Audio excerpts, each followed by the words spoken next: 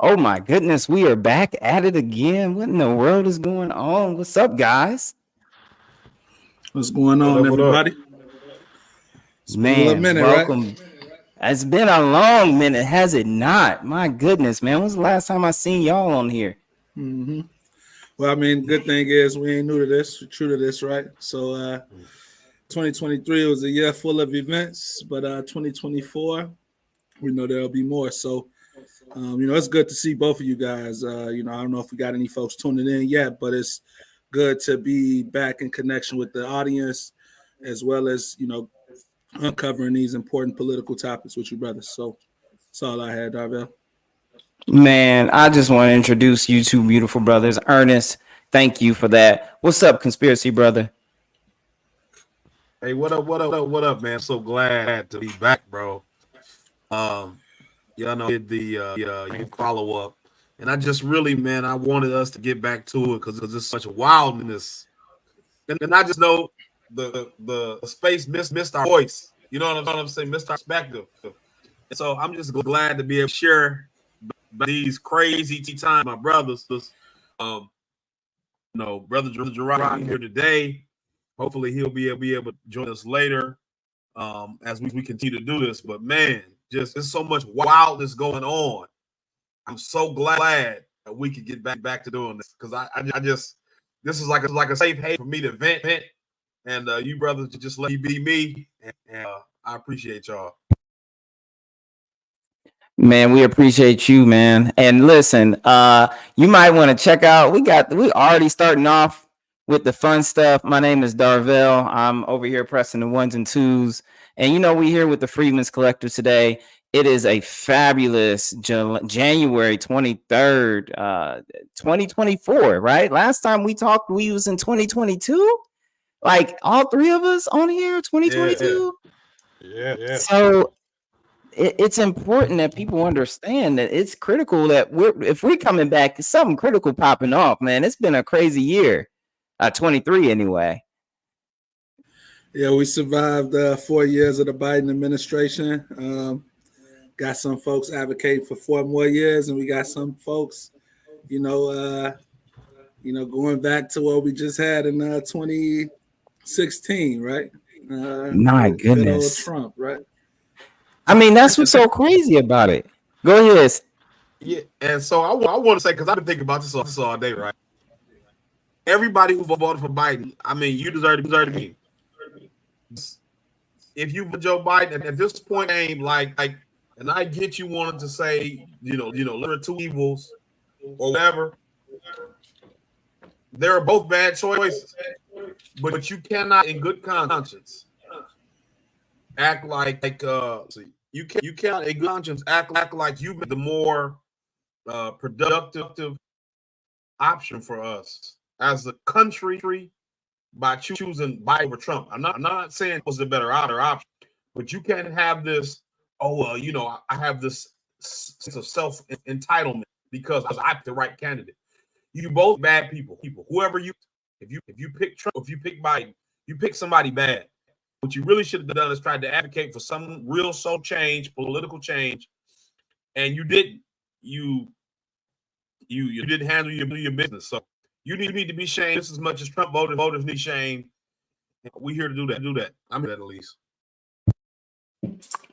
So I kicked you a DM stead so that you can click on that. But man, it has been a crazy year, and I think that right now the Black community is kind of quiet. Like we're kind of like settling in and away from political engagement. There's so many people who are stepping back right now because they're different. Like we got people running around from Charlemagne the God to different actors and actresses talking about, like, we can't do this no more with this Biden thing.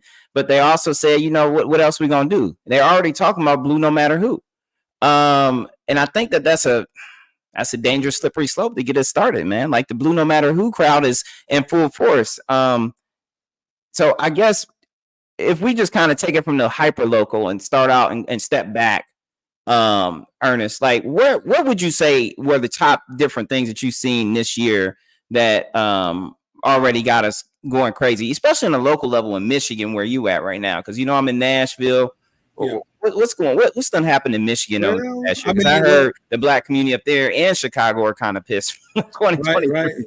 Yeah, so I know, like, especially with Chicago, it's more so related to like the migrant crisis on a local level, and just the political emergence of the black community kind of pushing back against that actively, actually attending city council, looking at the legislations being passed, and also reviewing the budget. So there, you're seeing kind of an awakening of a true political engagement, I'll say, even though those same Chicagoans voted in Mayor Johnson after Lori Lightfoot, et cetera. So it shows like there is almost a status quo, but even in that, those folks are awakening to say, hey, these things aren't right. And as far as Michigan, we've had a super majority as far as Democrats for the last 3 years, and we've seen every other legislation be passed in the state, but nothing so much so that kind of changes the trajectory of Black Americans in the state, specifically like, the American Freedmen community. And so as far as Detroit is concerned, I know that they've kicked off the reparations task force, which occurred back in April. Things there has been shaky as far as everything we've said has come to fruition as far as how will the task force pay for these things? Will there be cash compensation? What is the direction of the task force? Is it just another model of Evanston? And all those things are still to be determined. But as far as like reparations in Detroit, we see that recently, actually 3 commissions, one and 2 actually resigned. There's 3 slots open in the commission, and the community is kind of actively engaging the task force out in Detroit, kind of demanding for more action from the city as well as the task force in general for more unique solutions related to Detroit specifically. So, that's the Detroit update. But as far as Michigan, it's been a lot of talk about reproductive rights, that political football that we've seen with the Roe v. Wade situation, as well as, talks about improving the roads. As far as Governor Whitmer and Lieutenant Garland are concerned, there hasn't been any concrete legislation that I could point to that says, they did this specifically for the Black community out here in Michigan. So instead, I don't know if you had any updates on the political climate of Michigan or just locally in general. But if you want to jump in there, go ahead. Oh, you're on mute too. So I have a mute button on my mic, and I muted the StreamYard, so I was double mute. But no, I don't have any new information on my end. The local, keeping track of. I really just been kind of looking at global thing lately. Yemen, Israel, or Israel, Palestine, Ukraine, Russia, China. So that how the empire is trying to branch out and what they're doing as far as the global tentacles. And that's kind of where I've been focusing a lot of my attention. One thing Garth Nixon talked about, but this is kind of old news, but it's not old news so much different that it deviates from anything we talked about before. One of the things Dick Durbin, I think he's a senator from Illinois, talked about how we need to allow illegal immigrants to join the military, right? And A.B. Pritzker, governor of Illinois, recently, you probably know Ernest, talked about how we need to allow undocumented immigrants to become police officers in Illinois and Chicago. And so, we talked about that in the context of Ukraine, like understanding that in the context of what effect that will have on our community specifically, the most over-policed community in America. But you factor that into how it will affect America as a whole. When you have people who have no connection to the country or to the society, and you've allowed critical civil jobs, and critical military jobs to be given to people who don't have citizenship, content on maybe gaining citizenship, right? Gaining opportunity for their families. what kind of outcomes can we expect to happen in our communities and in the global stage, right? You see the rise of a more authoritarian, talked about this dictatorial government in the United States, who has been willing to trample on the Constitution, free speech rights of American citizens, and America in a wider context, right? Because for Black people, for descendants of freedmen, we have always lived under these circumstances, right? We talked about that when we dealt with the Black Panthers, looked at COINTELPRO readers. So we've understood how our community has been policed, over-policed, FBI, military, whatever. But now we have begun to see how the U.S. government is using tactics that they have honed and really improved upon and built upon in our communities and globally. And they're bringing it home to the white community and America more generally. And so it's something to be cautious of and understand that we might need to start to take more direct action in the forms of political protest, political action against certain sitting politicians, because we need to let our voices be heard as peacefully and as meaningfully as we can. That we won't accept these kinds of things, because it's getting to a point where it'll be too late for us to have any say so.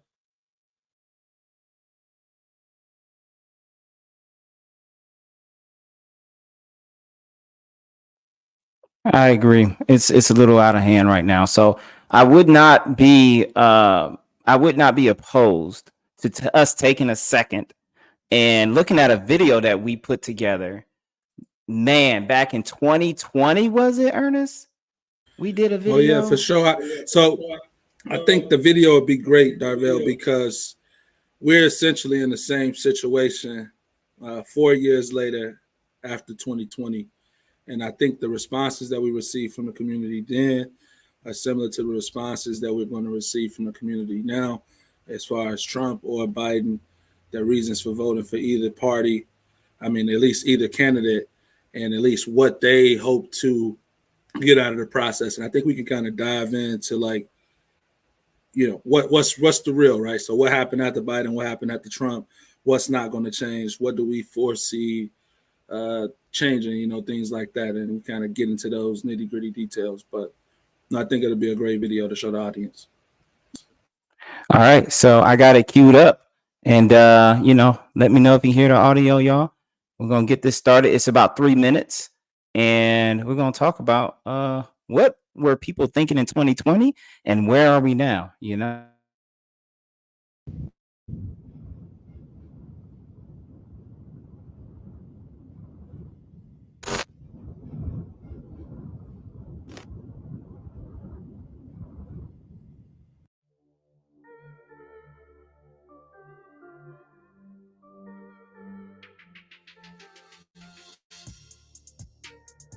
Question I'm going to ask you 4 quick questions.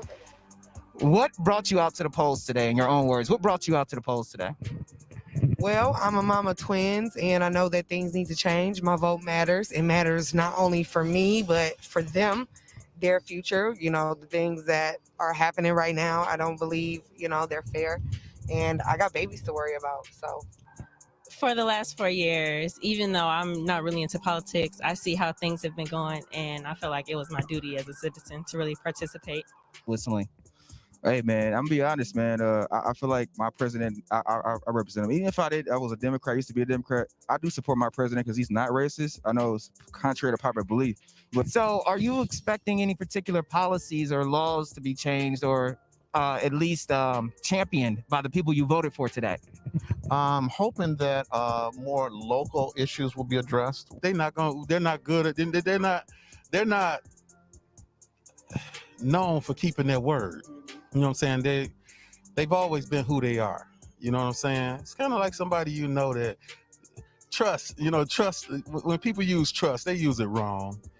Coming out of this, what type of policies or laws or legal changes are you hoping to see? I simply expect politicians to represent the people and the people's interests, not the interests of lobbyists or commercial interests. That's all I want from them.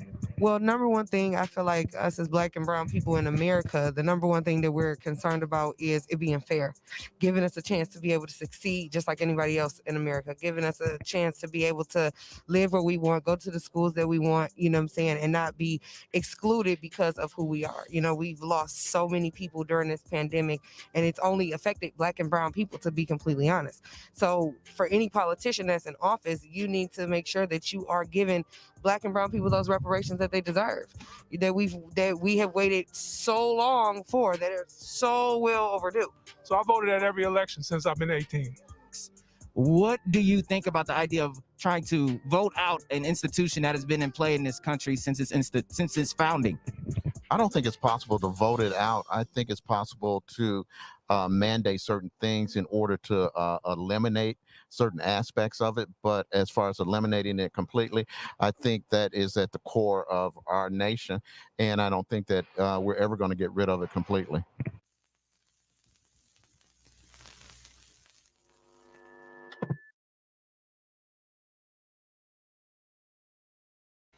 I mean, and there you have it, right? Like, I think that synopsis that they provided, right? And I know we had way more footage than that we could really unpack with the audience, but the reality is you heard from those that mixed bag of review answers, right, from the community, that some people felt that it was their civic duty to get out and vote.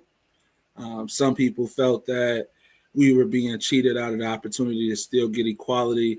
And you can make the argument today that we still haven't necessarily reached that equality that voter alluded to, at least for her twins and for herself. I mean, if you look at the rent disparities, look at the home ownership disparities, homelessness disparities, nothing has virtually changed for the bottom collective of Black Americans. And even to take it a step further, when we look at wealth, which is a key dictator for progress in this country, nothing has really substantially changed for our community.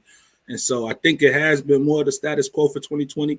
And one of the guys who spoke was the one guy who, remember, he told you if he went in your wallet, he was kind of sketchy back then, but he said, hey, somebody who's telling you trust them, you probably shouldn't really trust them, because unless they are trustworthy or something like that. He said nothing's really going to change. And to that point, he was right. Like, if we really look at this thing from Biden to Trump, or even from Obama to Trump back to Biden, what has substantially changed for Black folks outside of them getting to this point again in the general election where they say, well, we got to get out and vote. We got to get out and do something. And what does that something mean? For me personally, I think we get kind of stuck in this perpetual cycle where we think the voting is the main process and it's the end all be all, but it's what happens after the vote. Did you hold Joe Biden accountable when he said that y'all have my back, so I'm gonna have yours? Did we actively engage those legislators that we got elected in office? And did those legislators bypass what we had intended on changing and again, follow through with what corporate lobbyists and things like that wanted to do? Or did they really take us serious? I think those are the questions at play. And again, just voting on that ticket or that ballot doesn't really change the substantial conditions of us later on, but it is a crucial process. But that's all I had, guys.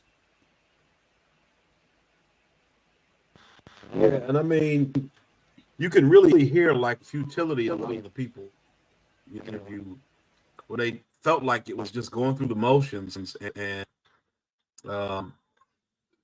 they participated, like you said, earns a sense of civic duty.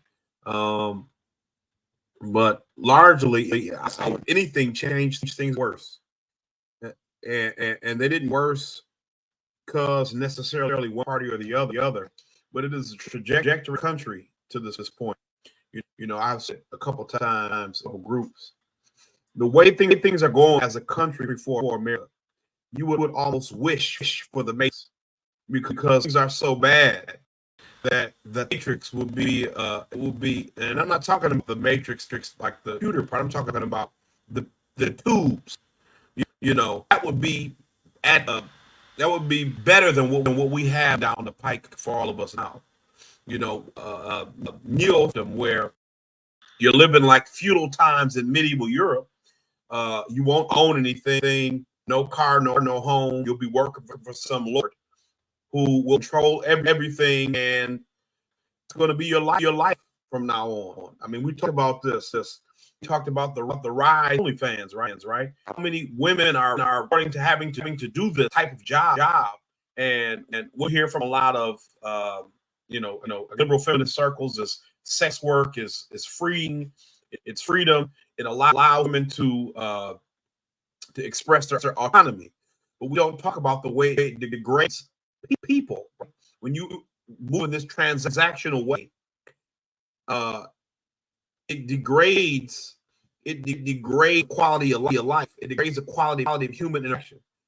And I mean, these are things that America. I've said America is a pyramid scheme. America, like they say, Russia is a gas company rating as a country. A gas company with nuclear bombs. America is a weapon manufacturer with the government attached. You know what I'm saying? We are living a situation where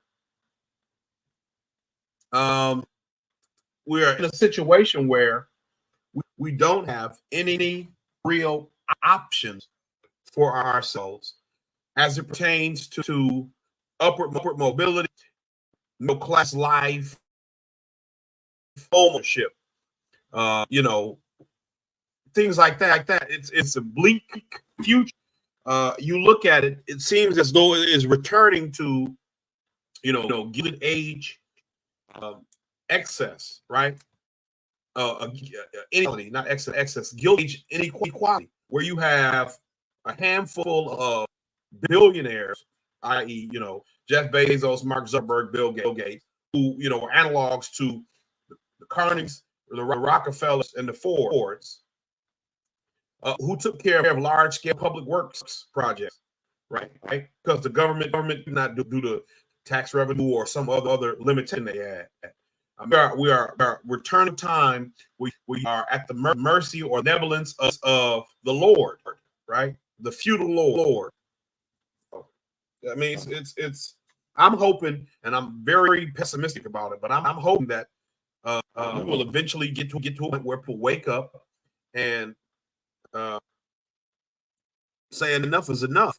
I don't think it's going to happen anymore. I was more optimistic about that, but I don't think that chance that time is ever going to come.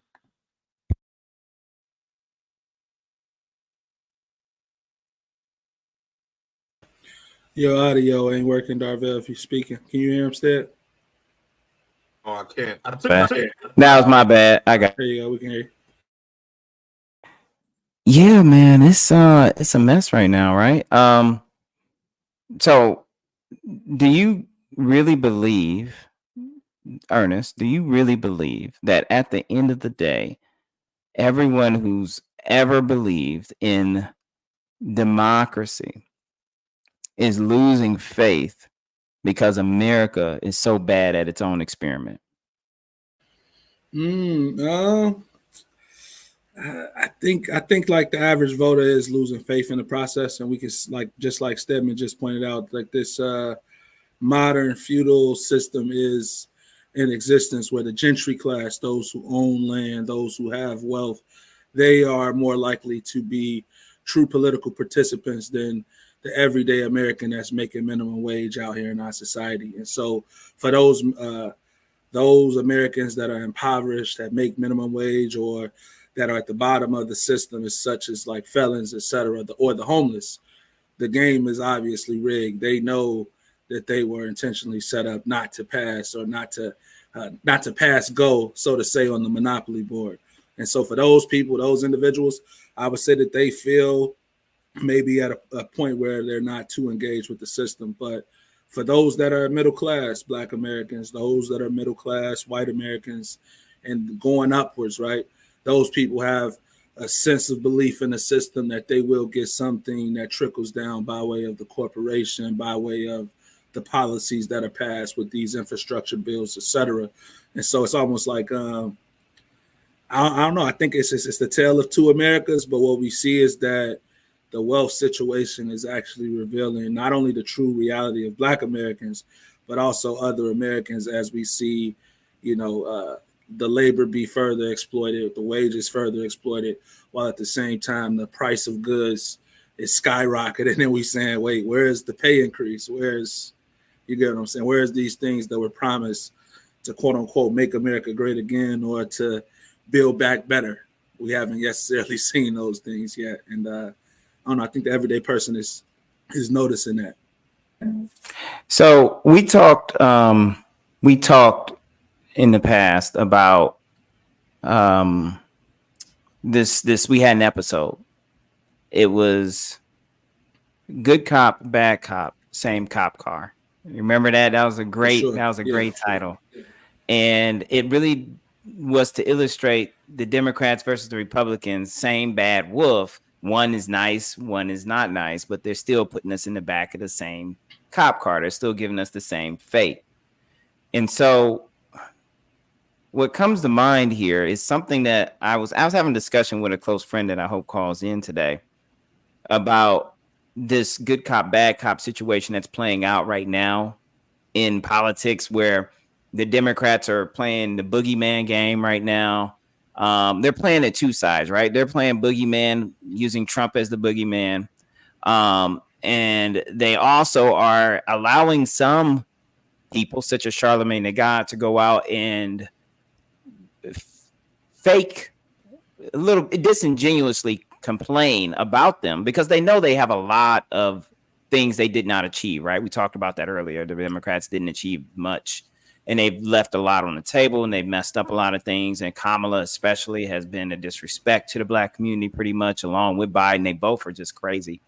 But as far as the Black community should be concerned, that is. Now, other people may have different opinion, but when it comes to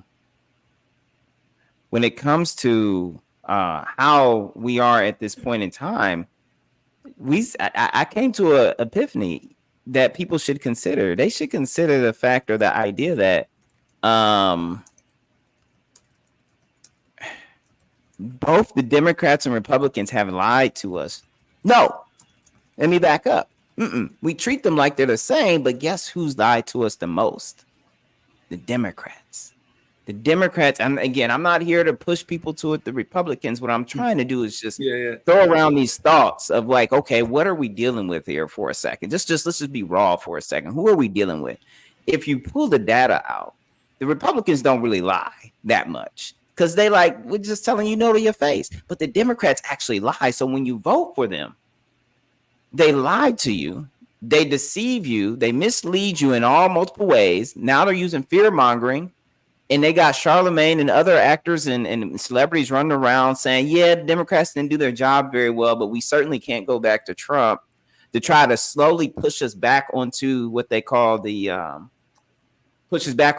ranch, right? Yeah, like we're hurting, like they're hurting us. They got Clyburn to help them with that over there. But, they get the Black folks and folks that we are friendly to help herd the Black community, herd the Black vote back over to where they want it to be. But it's really the reality that, again, not trying to tell people to vote Republicans, but the Democrats have actually lied to us more than the Republicans. And so now you think about, well, what else are they really doing? Well, they aren't doing much that's in our favor. If anything, they pay us lip service. Like, what did we get this year in 2023? Did we get Tubman? What is she on the quarter to bill? We got that in 2023. What did we? Was that Angela? What was the name? On the quarter stem.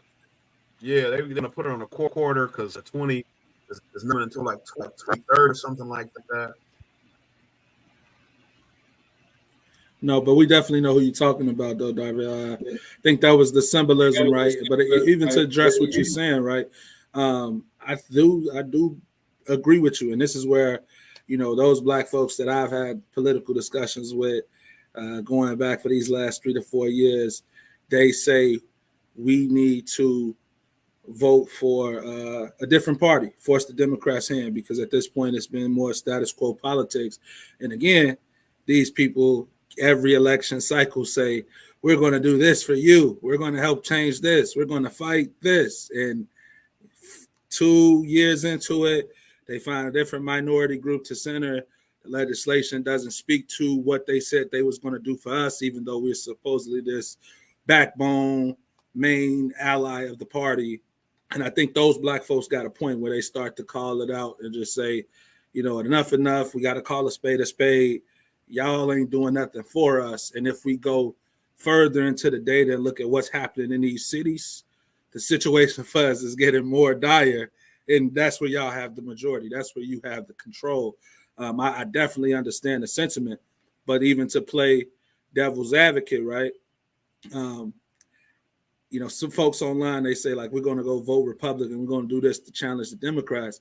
And my whole issue with that is that, you know, you would be better off dealing with the woman that likes you, that flirts with you, that tries to show you some play, than the woman that straight up told you she don't like you, she never going to give you a chance, and she really only here to help white folks. And I feel like that's the sentiment that I get from the Republican Party, at least when we look at the situations in Florida, look at the situation in Mississippi, Jackson, Mississippi, where they're trying to re-invoke a form of segregation or take away the political power of Jackson, Mississippi by creating a white court structure that doesn't have to abide to the city's rules. And then even when we look at the conversation of reparations, that topic is supposed to be the most near and dear topic to all of us black folks who've been kind of putting on this fight for the last few years. And what you see is that some of our people are willing to sacrifice the quote unquote justice that's owed to our people just to spite the Democrats when they know that there isn't a single Republican today who has actually said, I will support this legislation. We will move forward with a study. What you have seen is Republicans do a direct attack against our history, where in Florida, you see DeSantis and those folks saying we're going to retell the story of America, where slavery is just this picnic party. And then you see on the flip side in Texas, other legislators saying we are going to put in bills that limit a city or a state from actually getting federal assistance if they did enact a reparations program. So again, you got this one party that's saying, we really don't like you, but if we had to work together, we can go against the Mexicans a little bit. And I say a little bit because Republicans use, corporations, et cetera, they use immigration in a different way than how Democrats use it to create a minority base that will eventually support them in the pro-immigration stance. Like, these corporate lobbyists want the cheap labor, and that's something that black folks got to come to reconciliation with, that the Republican Party is the bad cop or the good cop, whichever cop you want them to be. It's still the same cop car, and unless we having a full conversation about what they're going to do for the black American, I think it's no different than what the Democrat is doing. So, I know I said a lot, but lo and behold, neither party is really doing what they say they're going to promise. And we've seen that with Trump. Everybody tried to justify the platinum plan. It didn't result in nothing. We've seen that with, you get what I'm saying? We've seen that with Biden. All of these black people tried to say, oh, the HBCUs, they did get more than what they was supposed to get. And it doesn't mean anything. And so at some point, they got to come to grips with the reality. And, for me, Darvell, I'm on the fence. I don't know where to go from here, Stan. So definitely interested in what you guys think of the situation. Am I better now? Is it still going real bad? Yeah, it's still hitting you. It's still stuttering. I don't know what's the deal. But I've gotten to the point where I can't in good conscience advocate somebody to vote for either party, either person.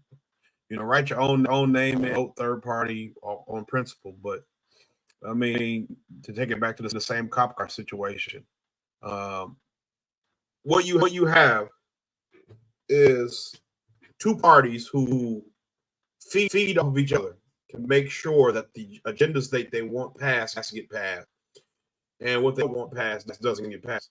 So billions of dollars they've given to Israel, the billions of dollars given to Ukraine, right? So much so that the Republican and the Democrat in the Senate are trying to work on the bill that will give Ukraine like $60 billion more dollars, or either 100 and something billion more dollars, and they will do something to fund the border, right? Like George Carlin had a joke. He said something like bipartisanship means you're getting screwed by both parties or something like that. But that's what it is. You know, you're not going to get relief from either party. If you do, it's going to be lip service. Look at the whole last 4 years with free speech. How every Republican or every conservative has tried to proclaim themselves some champion of free speech, whether it was in the wake of you know vaccine stuff, the virus stuff, the Canadian truckers, the stuff on Twitter, whatever. They have tried to call themselves champions of free speech. And then you see how students on campuses have been trying to protest for Palestinian rights against the state of Israel, against the side that's happening. And all these same Republicans want the parents of the schools fired. They want the students never be able to work again. It's exactly the same things. Exactly the same. And so that's why you can't put your allegiance to the party. Both sides do. All they do is look at their own interest, right? Republicans have an interest that aligns with you. You know, I'm not going to tell you to support them in that, but you have to do what you think. If the Democrats have an interest that aligns with your interests, at the end of the day, when they have interests that diverge from your interests, they align with each other, you're going to get screwed. That's, it's just what's going to happen. And the quality of life in this country, I'm going back a bit because you were talking about democracy, and the way it looks, and to kind of talk about it. But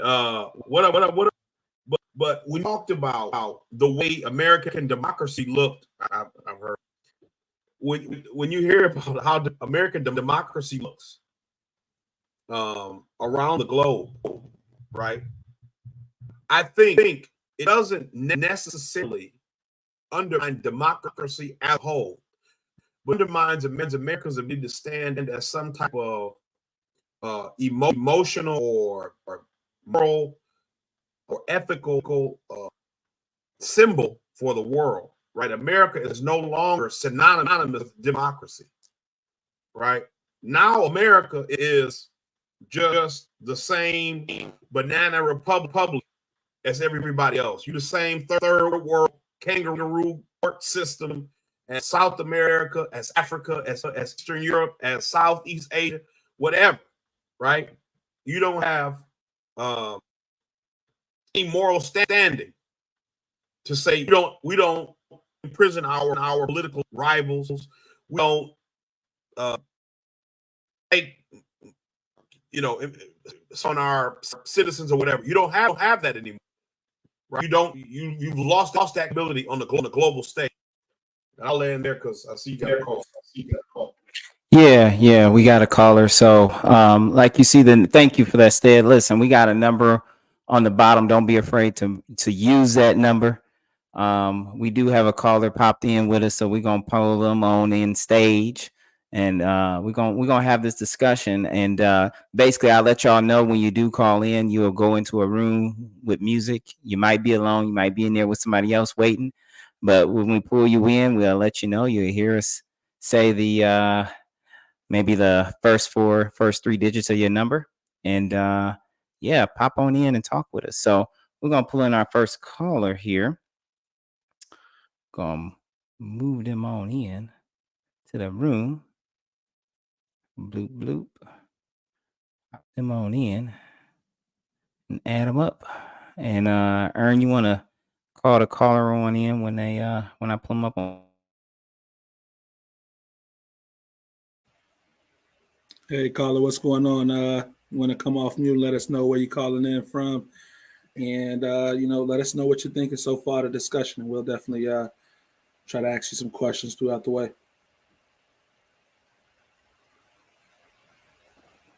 Hello, can you hear me? Yep. Hey, this is Conservative Brother Daily.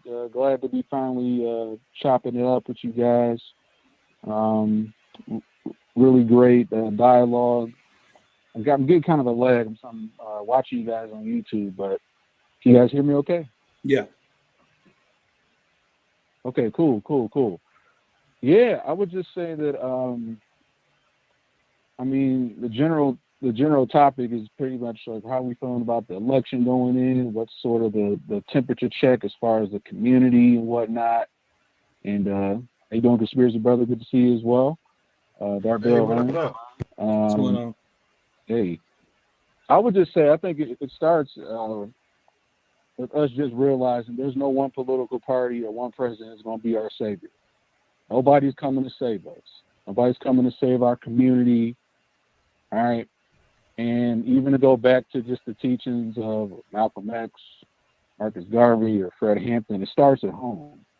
It starts, what can we do in our own backyard, our own community, when it comes to the reparations pursuit? What on the local or federal level, whether a ballot proposal or whatnot, what can we continue to do to push forward, knowing that the Republicans ain't about that life? Democrats and other end, like, yeah, we pretend we about that life. Just vote for us and we'll think about it after the election life. So I think that's a big part of it. As far as people that are just very like either pro-Biden or pro-Trump, you got to realize both presidents are pro-Israel regime. Whoever ends up in the White House this year, they're going to have to bend down either way to the Israel regime. They're going to have to bend away to the military-industrial complex. They want the wars. They're going to have to bend down to Big Pharma. So I think holistically, we have to keep in mind kind of like treating both political parties, administrations, whatever it is, it's kind of like strategic partners that we ain't dependent on. Now, I get it. There's a lot of things as far as like funding, obviously the migrant crisis, a lot of things going on to where there are some things through our tax dollars, through the initiatives that we need for our communities that we do have to hold, especially at the local level, those accountable.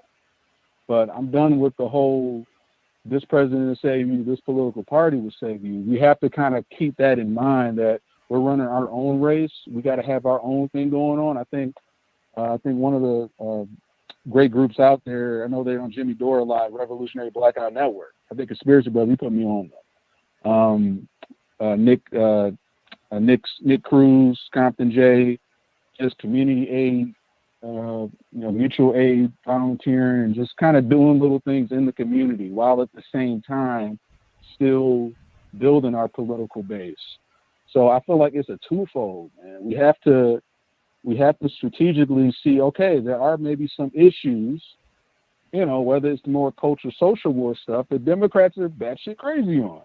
You don't need to rock with you in that area, whether it be maybe the gender ideology or just being like all about open borders, while at the same time, there may be some areas where guess what? Maybe the Republicans, we can rock with them in those spots, but at the end of the day, you're a strategic partner. We got our own back, we got our own things we have to do. So it's a matter of kind of reframing it that way. And, then getting into the more nitty gritties, having more of the Claude Anderson, conversations to where we can, we can still keep building our own, but we're not dependent on any presidential outcome. So hope that kind of made sense, but that's kind of what I'm on right now. No, definitely received that. I'll just ask you a question, though, caller, and say, so 2024, who do you believe will ultimately win that seat for presidency? Are you of the camp or of the mindset that, the Cornel West could persist, or Biden, or, Marianne, or Trump? What's your sentiment going into 2024? Okay, who do you think think will win? Right off the bat. I think you might. All right. Go ahead. You gonna say it? Okay. Yeah. I think honestly, it's either gonna end up being Trump, or I talked about this between now and the DNC in August. They're either gonna push Biden out, Well, they're gonna have a little come to Jesus moment, like, Biden had a good run, but we're gonna have to have you sit down. And they're gonna throw Michelle Obama in there. It's gonna be the Michelle Obama card. It's the only card Dems have left to play, the identity politics card. And they probably gonna have little Gavin Newsom in there as VP. So I think if they end up pulling that, which I think at this point, that's like their only shot. I think Michelle, there's too many people gonna have that emotional black girl magic, Most definitely. and she could be neck and neck with Trump. But we already know that's gonna be a fourth Obama term. Who's pulling the strings. So I think if the Dems are smart, they'll try and throw Michelle in there. If they don't, Trump's gonna win. Full stop. You said, hold on. You said a fourth Obama term, as in we're in a third one right now, or what? What do you mean? Sorry, help me remember that. Oh, you already know. Yeah, we're in a third Obama term. There's even clips going back, like, Obama's kind of laid back, like at his little Hampton home, like, yeah, I'm done, but if I could just sit in the basement with a little earpiece and just kind of say to the say this or do that. That's projection, bro. That's telling you what they were doing. So there's no doubt with like just the Biden crime family and that whole regime, I don't think Obama had like his tentacles all in that. But when it comes to like Biden being so over leveraged and like basically compromised, that gives Obama all he needs to basically pull the strings and, hey, you need to do this and say that. And that's without a doubt, man. We're in a third Obama term right now. My opinion. Yeah. Maybe I'm wrong. I'm just saying. Now that prediction crazy, but I do see Trump, just with the love that he's been getting. I think somebody put in the comments that he's won the New Hampshire primary. If they don't find some way to get him legally out of that through the criminal proceedings, I think he's definitely going to be the Republican candidate. And I do think he has enough on his side with the Palestinians being upset with Israel, the Muslim community. You got the black community upset with open borders. You got white folks ready just for that all-American to come back, however they see him, So I don't know. I do think, that prediction is solid. Trump winning if Biden goes against him. But at the same time, that Michelle Obama ticket, I've been hearing the rumors of that online. Don't sleep on her. I know I've been hearing it. I've been seeing the articles. And Gavin Newsom as the VP, that's a tough ticket. I might vote that, but not because Michelle Obama. I was just saying. But no, you're giving me cramps, man.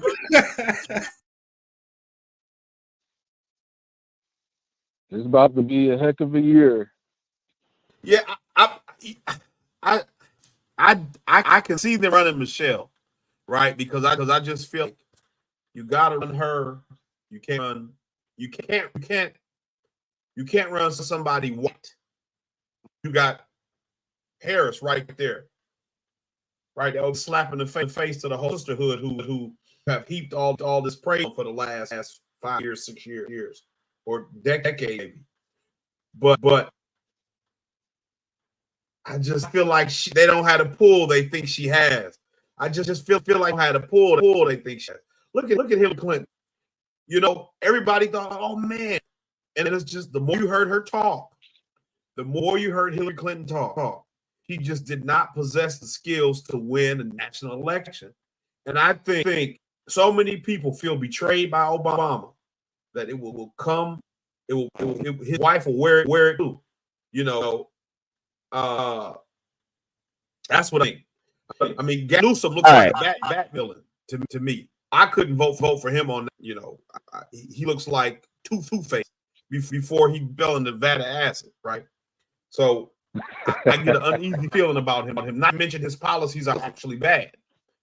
And then Michelle Obama, your husband is a war criminal, and you supported. What better can I expect from you, right? He's saying this man won the Nobel Peace Prize before he was elected president, isn't it? And within his terms as president, his 2 terms, he dropped so many bombs, the United States ran out of bombs. I said already earlier in the screen that we are basically a weapons manufacturer with the gun attached. ran out of bombs. He so many bombs, and he won Nobel Peace Prize. I would say that he demeaned, tarnished, destroyed, and damaged the integrity of the Nobel Peace Prize, but they had already given one to Henry Kissinger. So, you know.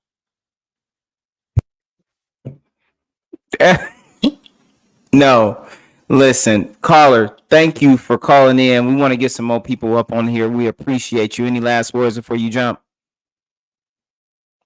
Nah, man, just keep doing what you guys doing. I've been following your work for a while, Conspiracy Brother. I know we've been, doing our collabs as well. But just keep it up. We just need more of these conversations. We need more of these this dialogue, from both sides. Bash both political parties. I'm at once again Conservative Brother daily on Rumble and what else? Yeah, Rumble, YouTube, and soon to be Nebula. But I'll chop it up with you guys next time. Appreciate it.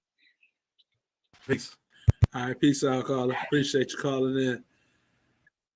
All right, that was a good one. Yeah, we want another caller. Come on, call in, y'all. You see the number and the code at the bottom of the screen. You pop into our little waiting room, and I'll move you on over. I think it's somebody in the waiting room now, actually. Oh, we got another one. We got another one, yo. Y'all ready for the next caller? Oh yeah, for sure.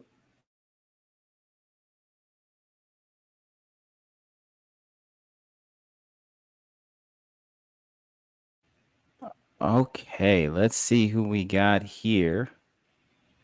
Our software is slow in here. We got a thing here. So we're going to add 4,900 to the call. Let's go. How you doing, caller? What up? What up? What up? What up, though? What's happening, guys? What up? Before Is that J Rocky? Is that J Rocky? J Rocky's in the house, baby. What it do, baby? Rocky, what's your opinion on this, man? What's that now? What's going on, Darville? What's your opinion on this situation? How we gonna pull this off? Who you think gonna win? I mean, if I were a betting man right now, I would say Trump. What is there to do? Vote down ballot again. I don't see anybody viable at this point. Cornel West, he was playing around. He wasn't really. He's not really serious. The Green Party, they're not really serious. Yeah, man, Chinky's not really serious from Young Turks. There's no ballot access. The other caller talking about Michelle Obama, if that was going to happen, they would need to start now. You got to get ballot access in a good majority of the states to even be viable. And it's kind of like, really late for that to happen at this point. There would have to be a huge push about the money to get ballot access, so on and so forth, that signatures, things of that nature. Yeah, man, this a down ballot year, bro. That's what it's coming down to be. And I suspect that Trump will win. But then again, you never know what type of BS they might pull out to put Biden in there for another one, man. So yeah, it's pretty pessimistic. That's my view. So let me say this. Here's the thing. I agree with the down ballot move. I think what's going to happen, though, is you're going to get two arguments back, right? You're going to get one, voting down ballot is a vote for Trump. If you don't vote for Biden, it's a vote for Trump. I'm so tired of that flawed argument that presumes that for some odd reason, if you don't engage in one of those two people, you didn't choose Trump, you didn't choose Biden, but yet somehow in their mind, your vote went to Trump. That doesn't work. That's bad math, and these people need to go back to algebra and arithmetic. That doesn't add up. So that's the first problem. But what I want to pose to the caller and Ernest and Conspiracy Brother, how do you convince the Black community to vote down ballot? That's the real thing. The Black community doesn't want to hear it. If you're not voting blue, they either say you got to do blue or you shouldn't be in the voting booth, but you still got to go to the voting booth because we fought for it. So you might as well go for Biden. How do we convince them that? Tell me what would be your 1-point strategy? Just tell. Yeah, so I'm definitely with the old heads that voting and participating in the process. Maybe you don't have good candidates, right? I still think you should vote, but at the same time, apply pressure afterwards. So try to meet with these politicians, try to get some stuff done, for sure. But to answer your question, how do you get the folks to vote down ballot? Somebody asked me online. This was like 2 years ago. They was like, "Well, riddle me this: what's the difference between voting down ballot blue versus Democrats, no matter who?" And really, when these like the average voter goes into the election booth, they just check off the D's. They don't check off the policies. They don't see what these people are offering to bring that actual legislative change that they've been seeking. And then as far as like most of the third party options on the general election ballot, there's usually, those guys usually don't win or pull through just because majority of our community and other communities are either going blue or red. And so for me personally, right, I know that there's ballot initiatives folks can vote on, but at the same time, for a general election, you're talking about your legislators, your senators, congresspersons, et cetera. And so for me, I'm hoping I don't have to do down ballot blue, but I do need to do more investigation into actual viable candidates. But personally, over these last few years, I have did down ballot blue. And at this point, it's feeling like Democrat no matter who for me. And so as a challenge for myself going forward, I got to challenge myself. I haven't checked Biden on any of my election ballots, or I haven't voted for Trump in 2016, et cetera. I've left that blank or wrote in reparations, et cetera. But again, as far as my general politic, I've been voting Democrat, and that has to change if I'm willing to, add fire or pressure to the party that continues to ignore us. But Conspiracy Brother, J. Rocky, what are you guys' thoughts? Well, how do you convince the people? Yeah, I'll let the caller go first. Let you go first, J. Rocky. Okay? So for me, it's not voting down ballot is not voting down ballot blue.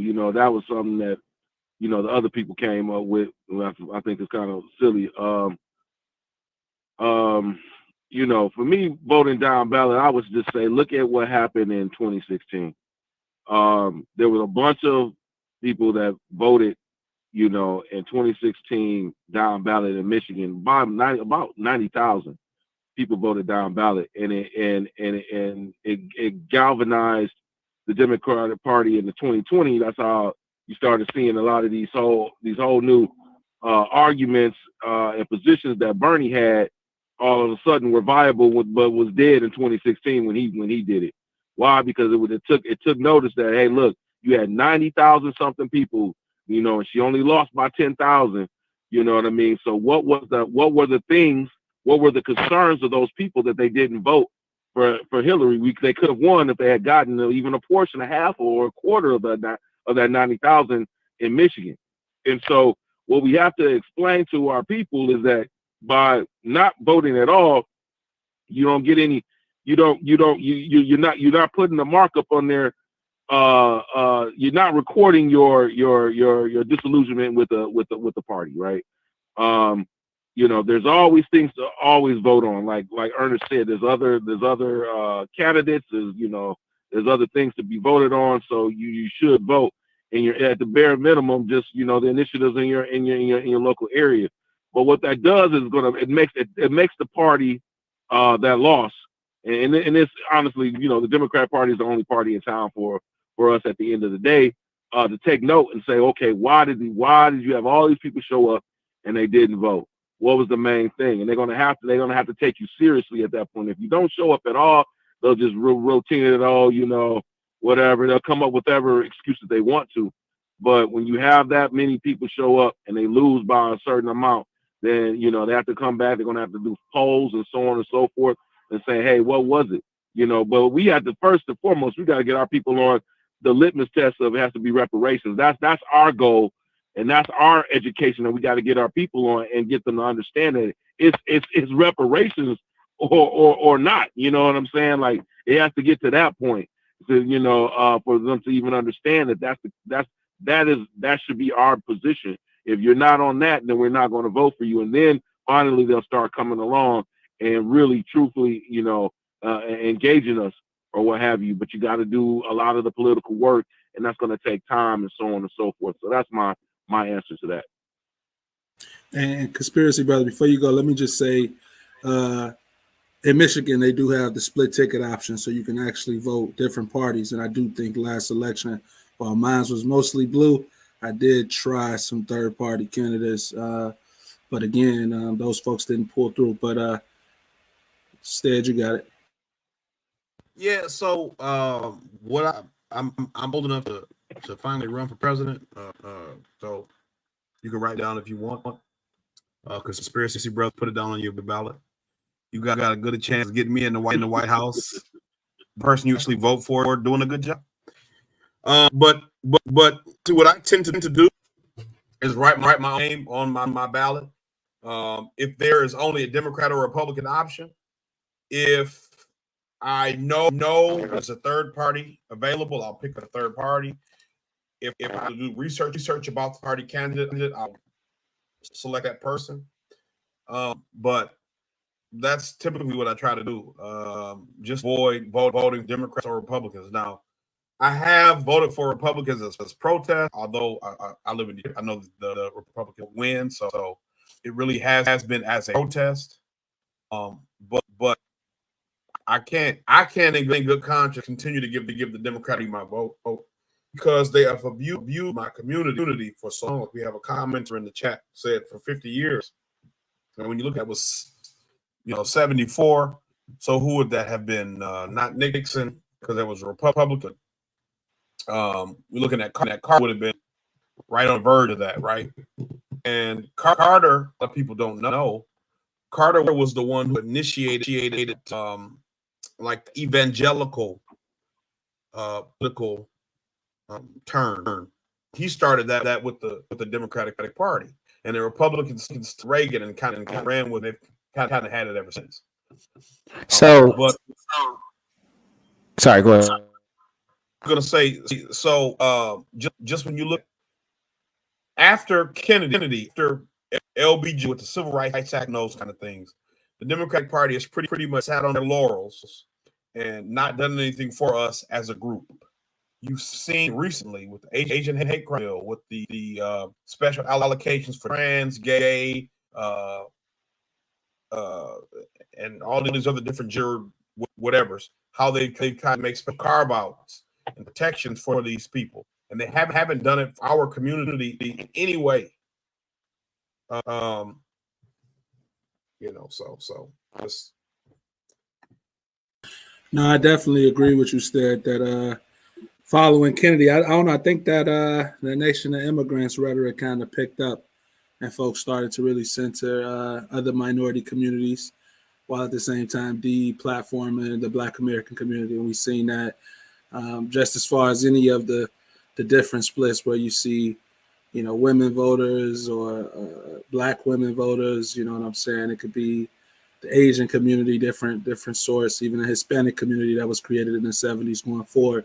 We see exactly how we're deplatformed. But I do think that was an agenda, and they have sat on the laurels of the accomplishments of civil rights by way of Lyndon B. Johnson, even though there were Dixiecrats who were actively against that effort. So. Sorry, that was my bad, man. I totally covered your face up the whole day. I'm sorry, I hit you with that comment. No, you good. Afro Troop mentioned that I was there in 2019 in Louisville when Yvette and Tone were talking about voting down ballot Democrat. And I just want to clarify, like, kind of the intent behind that.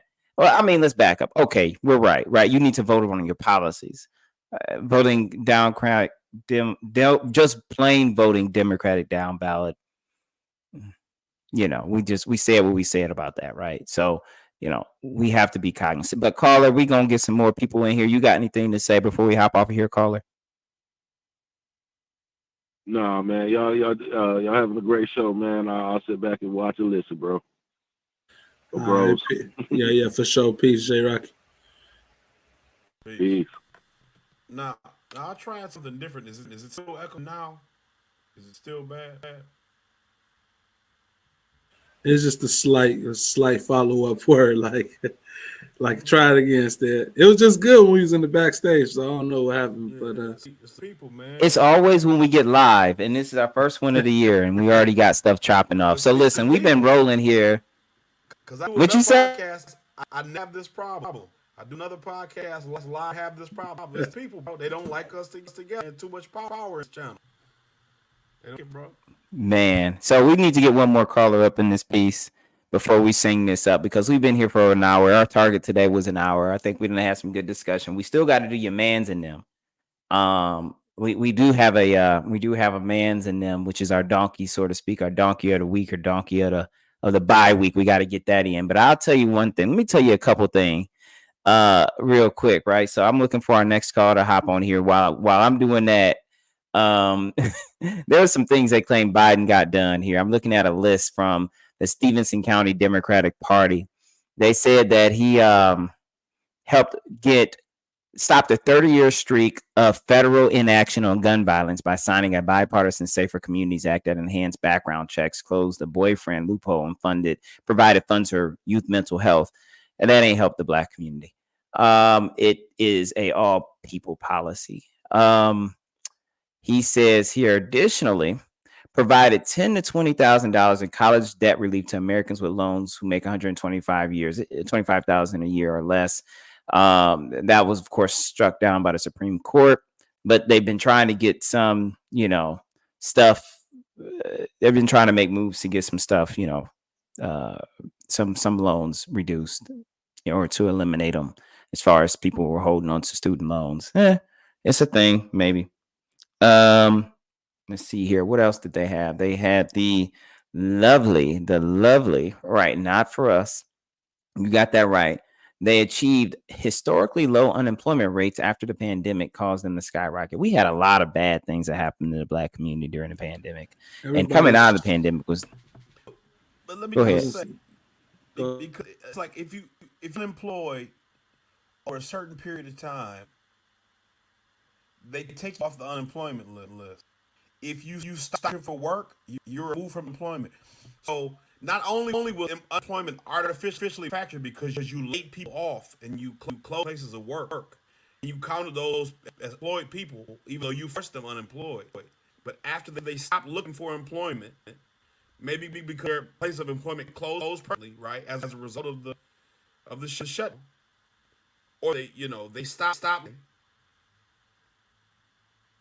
After a certain period of time, you fall off. You're no longer considered unemployed, even though you may be unemployed.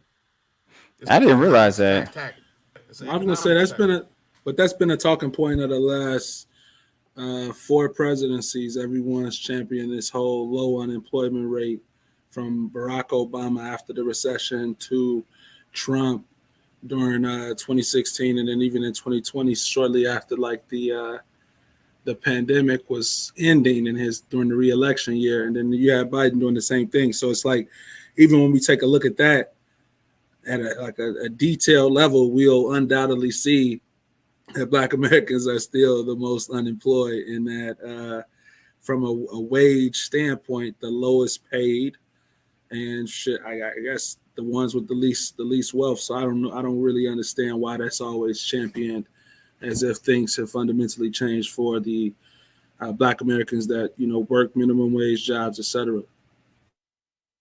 Right, that's always a trap. Not to mention, unemployment rate is normally double whatever the national rate is. So if it's 5% for the national average, it's 10% for our community. That's a good point. But still, What else? I listen. We're gonna start to land this plane, and I think that we just got to help America see this is a very critical year. We can't be messing around, and the Democrats are not necessarily our friends, and we need to be aware of how we move in 2023. I want to send a shout out to everybody who's putting in their concerted effort to go after Trump this year.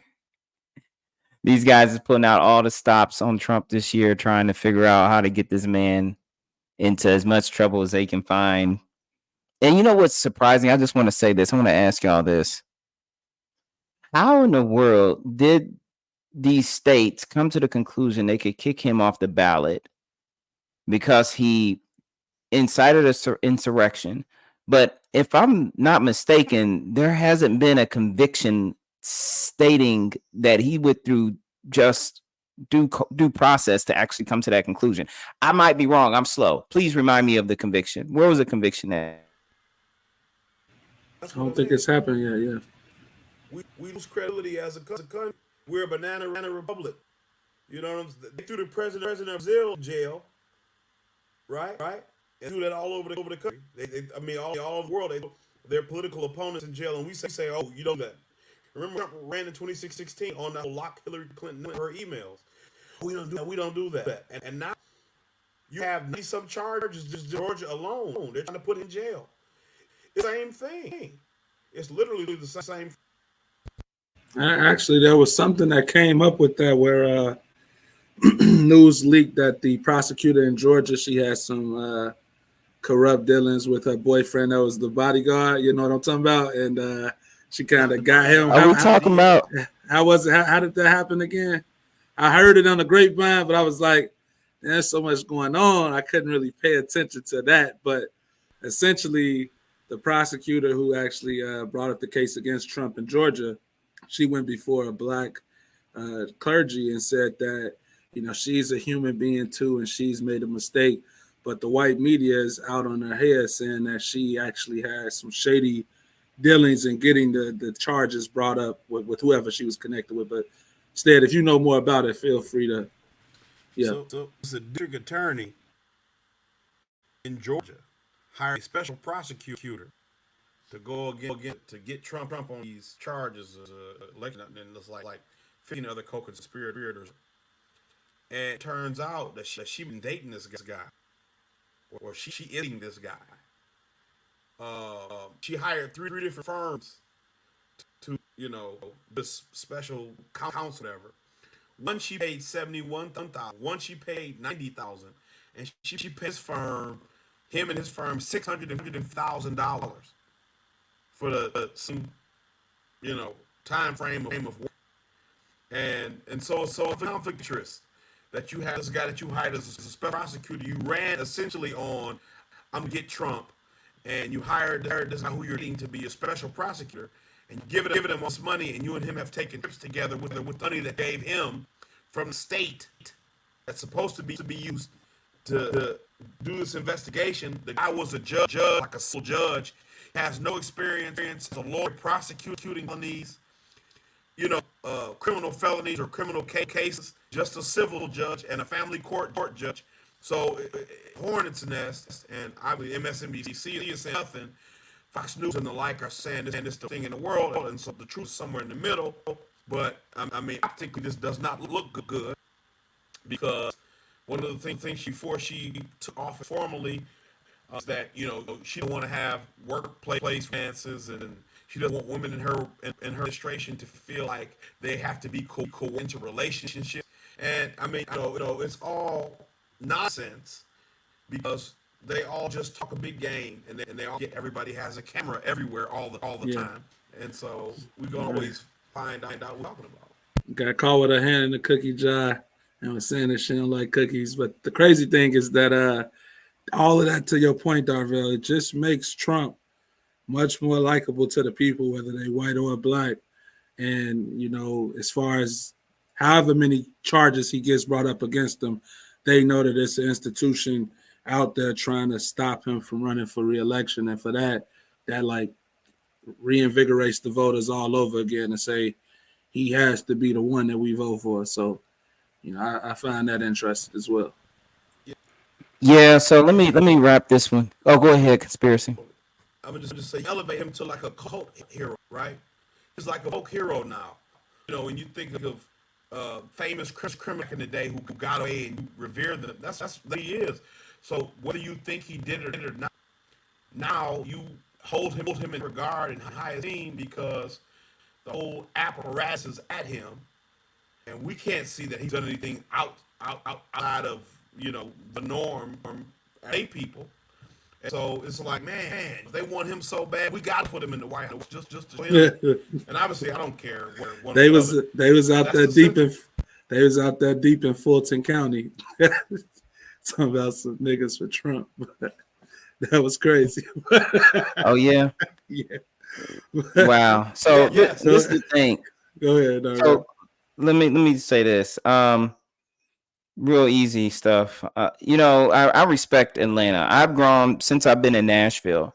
I've grown a unexpected, very subtle respect for Atlanta, given that, I've always hated on the city. But one thing that's apparent to me is that appreciating Atlanta for what it's for as a southern bastion for the Black community, and actually nationally, right? It doesn't mean that they're doing outstanding in Atlanta. It means that Atlanta is probably the best you can find in a concentration. And I say this because they're able to resurrect issues with Fannie, and they're able to continue to find issues throughout the community of Atlanta in terms of violence and crime. And you had this whole thing from a culture standpoint with Black restaurants and Keith Lee, and it's like you can find things there, but people choose to leave it alone because they want that to be the golden goose, the untouchable. What do they call the untouchable thing in a society or a community? What is that untouchable? It's the untouchable space, right? They like to call it a Mecca. But what's interesting about that is that, listen, Atlanta may think it runs Atlanta, but Georgia runs the state. And Georgia is not ran by Atlanta in terms of who is really in control. It's them boys that's still in control. And them boys is not Fannie. Them boys don't look like us.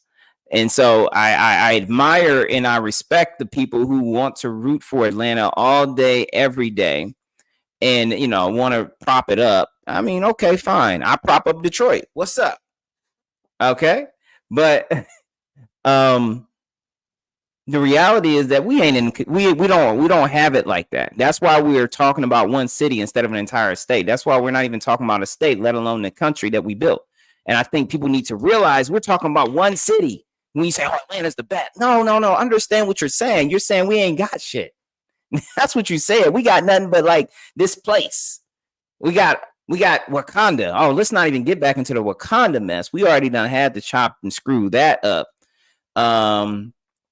We had to beat that down. Like everybody had to beat it. But people see, here's the same thing. It's the same mindset where people don't realize what that whole movie was, whether it be Black Panther or Woman King, or even what they done to the actual Tubman movie and these other things that have been happening in culture, and how that is really signaling a massive disrespect to us.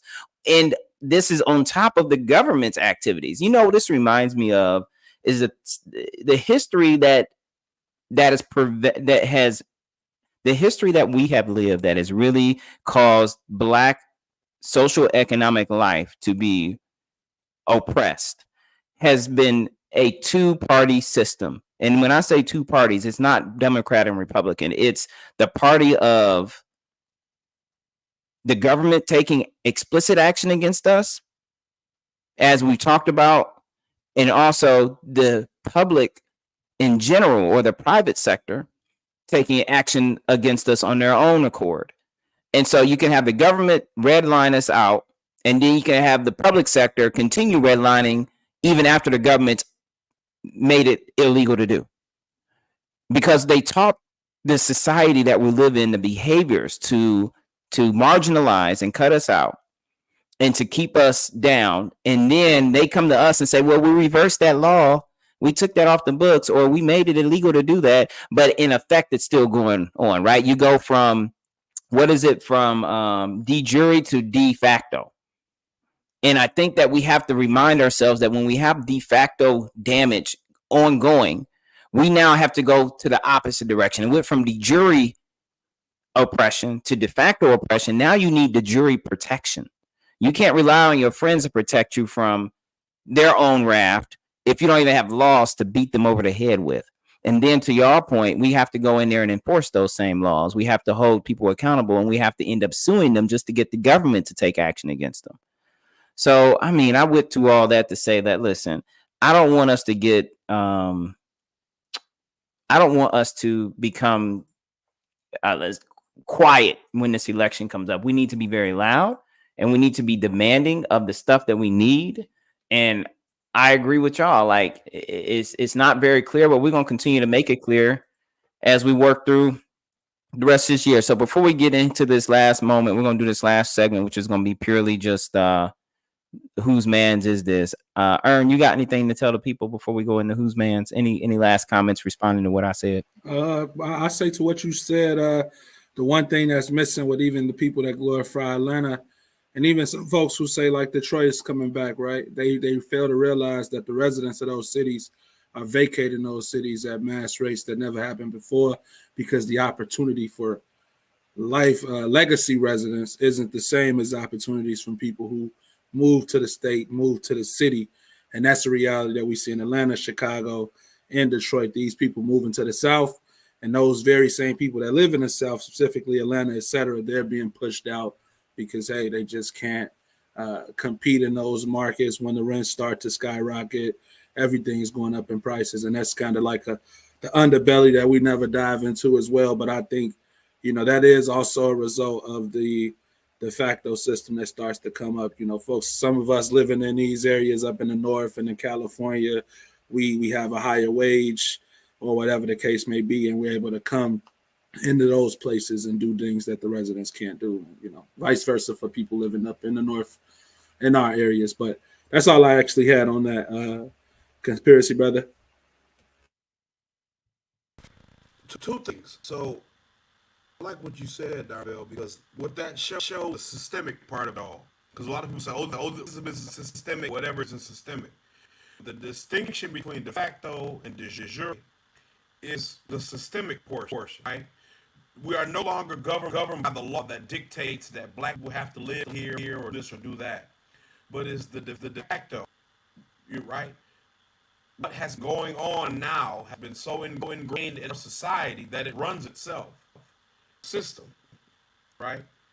And so you don't need a law that redlines you anymore, because now you just live in this community. This is how much your home is valued at. This is how much your insurance is valued at, or vice, or et cetera, et cetera.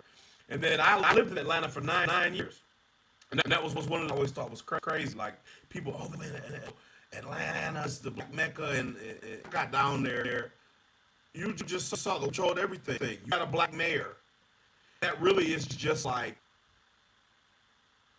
I feel like it's just a bone they throw black people, because the governor, Atlanta's the capital of Georgia too. So governor's down there, and that's really the head of the state. And that's who people are really concerned with. It's all optics.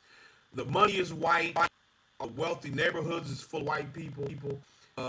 All the old money is white, and that's just really what it is. Atlanta controlled by people and white money. Black people may have some money. You may have a little bit more opportunity if you want to get into music or entertainment or something. Have a lot of universities and colleges down there, and HBCUs, so you have the opportunity. But Atlanta's white. It's the South, and it's white. That's why I left. Came back home. I'm not going back to the South End. Wasn't for me. It was my cup of tea. I had to come back home. My grandfather was from the South. Never talked about going back, and that was enough for me. Yeah, so let's go ahead and land this plane, y'all. It's been a good one. We're gonna look at this whose man's is this though, because we really got to talk about what's been happening out here in these streets, so people get an understanding for what's really going on. You are listening to Your Man's Now. This your man's? Hey, yo, who man's is this? Hey, yo, who man's is this? Hey, yo, who man's is this? Whose man's is this? I need to know. I really need to know.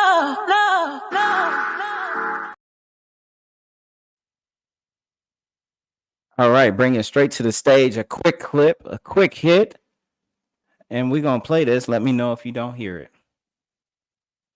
showed up with fast food to a black family's house in the Deep South to be incredibly awkward and made fun of by the kids who lived there to watch.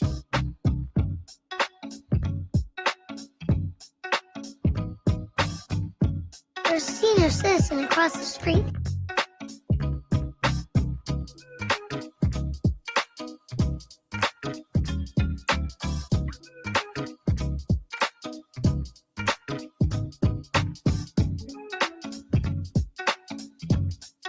He looks old and sad.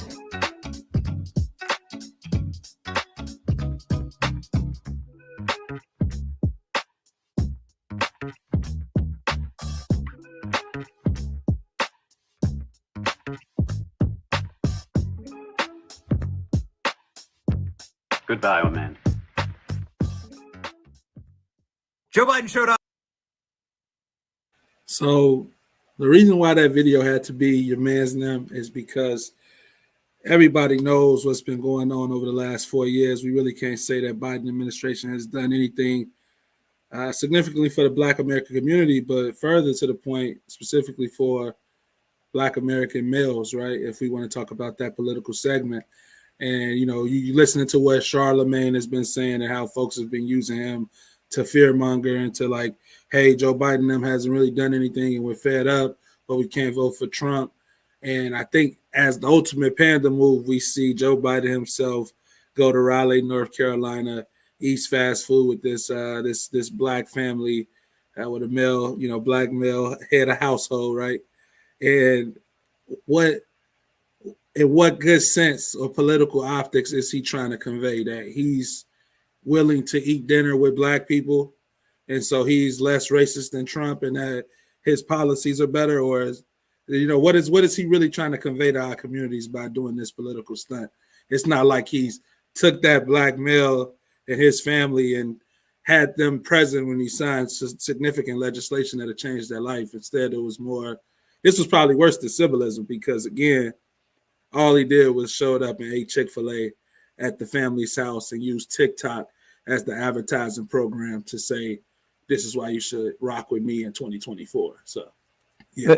So Trevor said he brought them burgers. What do you guys want? He bought them burgers. He bought them burgers. What's up? You know, that's a good move, right? But you know what? Let me comment on that though, because I know why he bought the burgers. And y'all probably already know too. You probably already a step ahead of me. He bought the burgers.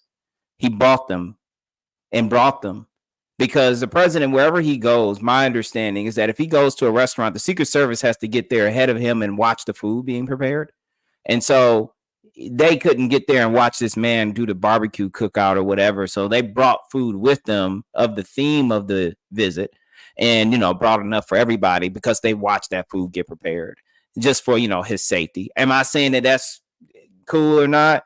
But they wasn't gonna let him just eat something that he couldn't. But that, hey, anyway, that was all that was. But to your point, though, this ain't it is. It's the ultimate.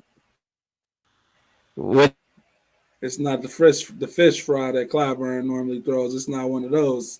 So I think you made a good point. You had to watch the food be prepared, and he brought them the food that he could eat, not something that some black folks just cooked in the kitchen, I guess. Yeah. And guess what? So that restaurant, my wife actually used to go there all the time. They finally got it in North Carolina. It's called Cookout. That's the name of the restaurant. It's really good. You know, it's good, but it's like you could make at home, but good. And so, but why he was staring at the refrigerator? Like, didn't he look like a cyborg or something? Like I think he was looking at talking to the refrigerator. Some graduation pictures or something, you know. Yeah, I think that's what it was. And another thing I point out is, again, Darvell was pointing out, like, some of the middle class black families are getting the political play that the other community isn't getting. And so again, I'm pretty sure that family is well off. They probably own their home. They probably got some trickle down benefits from the college relief, you know, the debt relief for college. And for sure they rocking with Biden, right? Like, obviously, if he's coming to your home, you voting blue and you might get out there and stump. But again, the problem is that the greater community, those that are complaining about Biden, is because those trickle-down policies haven't touched their hands in any feasible form. And what they have seen is other groups being lifted up right in their face. So, that's the other side of the story. That's a good point. That's a good point. That they probably went and searched and done a lot of vetting before they chose that family, and they probably vetted that he's a beneficiary of the policies, the very weak and milquetoast and in specific policies that he's enacted, that his colleagues will run around and tell you benefited the Black community, but reality, they benefited everybody, and they only benefit Black people who obviously are in position to receive the maximum benefit, just given their social economic position. Forget the fact they're Black, which means that it's not Black policy. Therefore, why are you going to a Black house? Why are you going to a Black house to try to get Black votes if you didn't make any Black policy, sir? That's because you're trying to pull the wool over some people's eyes by using this Black man and his children to make us think you're doing things for Black people, and we just are missing some understanding. So we're going to have this man and his children mansplain it to us. But the thing, I mean, we allow it to happen. I said this in a show, it's been a while now. But we allow these people to create a narrative that we believe, right? That's one of the reasons why I wanted us to do this in the first place, because it gave the opportunity for real Black people, every Black people in Michigan, a swing state, to talk about what we deal with on the ground, our reality, right? It's not, we don't have an agenda outside of the agenda, right? What benefits our community? Nobody's paying us, right? Nobody is asking us to say anything that we don't believe in, right? Our intention is only to speak what we have reached, what we can show you that we believe and have a positive effect on our community. And we have a lot of people like him, even when he said, I'll never get over this. If you don't know for me or Trump, you ain't Black. Allow a man to say this, then you voted for him. All of you people should be ashamed of yourselves.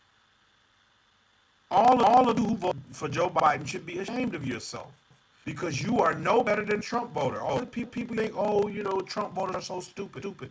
Trump never said, if you vote for me, you're not Black. He never would have no way with saying something like that. And you let this man come into your house. If Joe tried to come to my house, I'd probably be in prison. You know what I'm saying? Because I wouldn't even, it's being honest. And so we know he's not into people's houses like mine because you wouldn't be welcome, right? And so you go to people, I'm still car. We gotta put that up there, man. We gotta put that up there. You can't, buddy. These are his experiences. You wouldn't be, because you are your objectives, your policy objectives, your life goal, whatever, are diametrically opposed to the uplift of my community, and they have been ever since you've been in office, 50-some years. Everything you have done as a politician, Biden, has been to destroy my community. It just has been. That's what it has been. And so we got to call out people like this guy in North Carolina, because you can't, it's always the president. What do you want to say? I want to have some balls and say, man, no, right? We have to stop coddling people. We have to stop giving people passes, making deals with the people, and sacrifice us, right? You're sacrificing us and our children and our future for your own 15 seconds of fame. We can't allow that anymore. If you have the decision to lie down with the enemy, that's your decision. But you cannot continue to use our community as leverage anymore. It's just not, you can't do it. You can't do it. But I won't allow it. We have to all say that. So do you, are you gonna tell me as we end this, we gotta land this plane for the whole show? We had 1 hour and 37 minutes. Do you think do you think that brother and his children, do you think that brother was off code? Was he off code? Man, was he not supposed to bring Biden in now? So like Stedman saying, like conspiracy brother, that individualism that we see on display every election, where people want that fame or they want to be with the go along, get along, those people do the most harm because they give off the illusion of progress that we're not getting. And again, to your question, right, is that off code? It has to be, because you're helping pass the illusion of progress in the Black American community, and therefore you are off code. Similar to like those who supported Barack Obama. Y'all was saying we in a post-racial era. Race ain't the thing no more. We got a Black president. We up. And what happened after that is, oh, Trump racist. Obama couldn't get everything done. Of course he couldn't study reparations. He had to do. You're off code because you gave off the illusion that we was getting some shit done and we didn't get anything done. And that's the answer. That's it right there. Man, listen, we're going to go ahead and wrap this up. This is our first show coming back after over a year. It's been a long past year and a half since y'all seen us. And there's been a lot going on. Biden and Clyburn been going to the cookouts, and folks been over here ripping and running, caping, and they out here persecuting Trump all left and right, and Fannie Willis and everybody. It's just the migrants, and they running through Chicago and New York, displacing Black folks out of certain areas and stuff. And if Black folks in high places betraying us, and they Democrat and Republicans is causing kerfuffles in the House, just stopping everything because they want to fight each other, and just this stuff is crazy. But we gotta keep our head above water and keep the nails to the coffin and keep our gas in our engine, right? So what we're gonna do is we're gonna be back to y'all soon. We're gonna pop back up. We're gonna have another episode. We're gonna have some of these technical issues we don't have today. We're gonna fix that. We're gonna be good. It's how it goes when you spitting real truth. The government come for you. Ain't that right, conspiracy brother? They pull up. Feds is watching. Man, every time they get him, man. You got the aluminum, got the metal goofy. Feds is watching. Feds is watching. Man. And we had a great viewership today, so we appreciate all of you who joined us today. Please come back. Please come back. We'll be back in about 2 weeks. I'm going to push it out just like we did before. It's going to be even better than before. We're going to have more callers join us, and we're going to do the thing. So we appreciate y'all, and I'm going to leave it to Conspiracy and Ern to close us out, and I'm out. Oh, yeah. Just like Darvell said, we thankful that y'all tuned in. And I'll say on top of that, Black History Month is coming up. So we know some pandering is going to be happening. We know it. So, you just got to stay tuned for the content, and definitely just stay in touch with us, the Freedman Collective, as we go out throughout this year. We're going to be sure to catch all of the content and make sure we digest that from a Black lens. So with that being said, I just thank you all. Conspiracy Buddy, want to close us out? Yeah, so Brother J. Rocky would say if he was here, we have no permanent friends, no permanent enemies. We permanent interests, and we need to remember that. Try our best to try and hold accountable all those bootlicks and all those people who would sell us out. 24, like Cat Williams, it's the year of truth. We gonna live in truth. From here on out, living in truth, right? So let's keep truth. 2024 beyond. Peace. Peace.